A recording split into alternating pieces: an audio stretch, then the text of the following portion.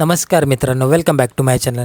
तर सिंगापूरला जाण्यासाठी आपल्याला कोणत्या डॉक्युमेंटची आवश्यकता आहे ते आज मी तुम्हाला सांगणार आहे। सगळ्यात पहिली आणि महत्त्वाची गोष्ट म्हणजे तुमचा पासपोर्ट। त्याची व्हॅलिडिटी कमीत कमी 6 महिने तरी असायला हवी आणि तुमचे आधार कार्ड आणि पॅन कार्ड सोबत नक्की ठेवा। सिंगापूरला जाण्यासाठी व्हिसा मॅन्डेटरी आहे। जसे की मी तुम्हाला आधी पण सांगितलं आहे की व्हिसा कधी पण तुम्ही ऑथराइज्ड ट्रॅव्हल एजंटद्वारेच बुक करा। व्हिसा प्रोसेस होण्यासाठी कमीत कमी 1 हप्ता ते जास्तीत जास्त 3 हप्तेसुद्धा लागू शकतात। त्यामुळे तुमची ट्रिप स्टार्ट होण्याच्या 20 ते 25 दिवसाआधी तुम्ही तुमच्या ट्रॅव्हल एजंटला व्हिसासाठी अप्लाय करू शकता।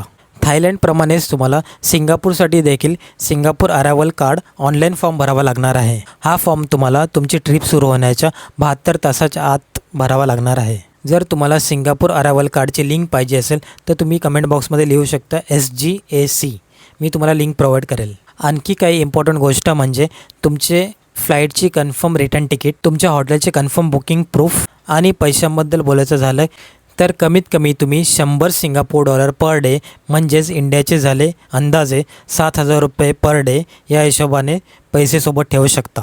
त्यासोबत तुम्ही डेबिट क्रेडिट कार्ड सोबत नक्की ठेवा आणि हे लक्षात असू द्या त्याचे इंटरनॅशनल युजेस ॲक्टिव्ह केलेले असावेत। आणखी काही इम्पॉर्टंट डॉक्युमेंट्स म्हणजे तुमचे 6 महिन्याचे बँक स्टेटमेंट, तुमचे 3 महिन्याची सॅलरी स्लिप आणि तुमच्या क्रेडिट कार्डचे करंट मंथ स्टेटमेंट। तर पुढच्या व्हिडिओमध्ये मी तुम्हाला सांगणार आहे सिंगापूरचा व्हिसा अप्लाय करण्यासाठी कोणत्या चुकी नाही केल्या पाहिजे की ज्यामुळे तुमचा व्हिसा रिजेक्टही होऊ शकतो।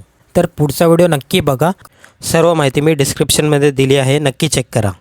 आणि हा व्हिडिओ जर तुम्हाला आवडला असेल तर हा व्हिडिओला लाईक आणि कमेंट नक्की करा आणि या चॅनलला सबस्क्राईब करायला विसरू नका।